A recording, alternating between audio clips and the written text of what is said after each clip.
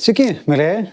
Šiandien noriu pakalbėti apie liofilizuotus įvairius gaminius. Buvo mada įvairių vaisių, produktų liofilizavimas, esu ragavęs netgi sūrio liofilizuotų. Dabar ką pradėjo gaminti, iš tikrųjų, kas labai ir patogu, tai miltelių pavidalu.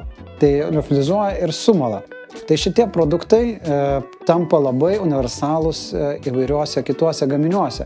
Pavyzdžiui, labai yra patogus dalykas vaikai, kurie nėra valgus daržovėmis.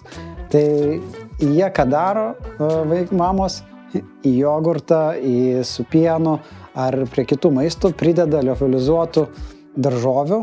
Ir taip vaikas papildo savo visą mitybos asortimentą. Natūralų jogurtą, kurie gamina, galima pasimti liofilizuotų, pavyzdžiui, obuolių, dedam keletą šaukštelių ir mes turime jau visiškai kitokį ir sveiką ir naudingą produktą. Kas liečia pačią asortimentą, bent jau pas mūsų yra tikrai nemažas asortimentas nuo mėlynių, obuolių, morkų, braškių, yra ir brokolių, ir įvairių vaisių, ir įvairių daržovių. Taipogi yra įvairiausių ir prieskoninių, tai visa didžiulė gama, kurios galima papildomai dėti į, tai yra maisto papildas, į mūsų maisto gaminius.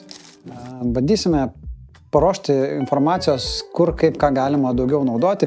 Pats gamintojas jis irgi turi receptūrų įvairiausių prigalvojęs, kur galima panaudoti.